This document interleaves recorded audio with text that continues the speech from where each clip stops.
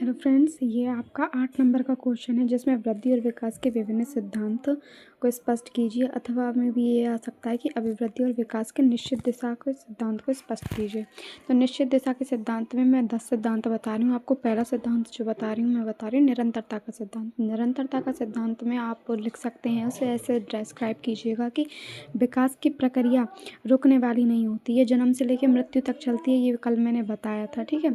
लेकिन कुछ मनोवैज्ञानिक कहते हैं कि ये गर्भ से अंत तक चलती है। गर्भ से अंत तक कैसे चलेगी कि पहले शुक्र और अंड के निषेचन के परिणाम स्वरूप बने जो निषेचित अंड होता है उससे जीवन लीला शुरू होती है, ठीक है।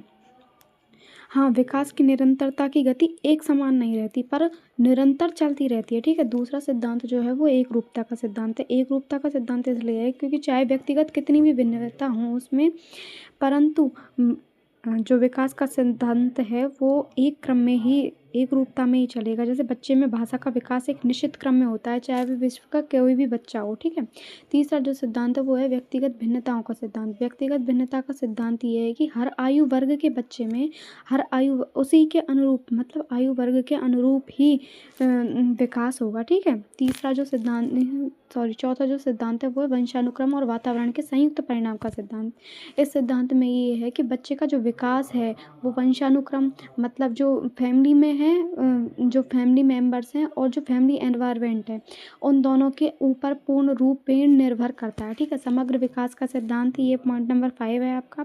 इस समग्र विकास के सिद्धांत में बच्चे का मानसिक, शारीरिक, आप यहाँ नोट डाउन कर लीजिएगा, मानसिक, शारीरिक, सामवेगिक, ठीक है, और सामाजिक, ये चारों तरीके के व्यवहार होते हैं। ये चारों तरीके के व्यवहार को समग्र विकास का सिद्धांत कहा गया है। छठा जो पॉइंट है इसमें है विकास की दिशा। विकास की दिशा जो होगी वो सिर से पाँव की ओर होगी। तो सर्वप्रथम बच्चे का मस्तिष्क का विकास होता है, आप यहाँ नोट डाउन कर लीजिएगा, सिर से पैर की तरफ, ठीक है, ऊपर से नीचे की तरफ। और दूसरा इसमें नोट डाउन कीजिएगा, रीढ़ की हड्डी से बाहर की तरफ, ठीक है। जो मैं दूसरा पॉइंट इसमें 7वां पॉइंट है वृद्धि एवं विकास की गति की दर में भिन्नता। आप इतना तो समझ चुके होंगे कि वृद्धि और विकास की दर में विभिन्नता ज़रूर हो सकती है, दर एक समान नहीं होती दोनों, लेकिन लगातार चलती रहती है। वृद्धि एक समय पर रुक जाती है और विकास निरंतर चलता रहता है।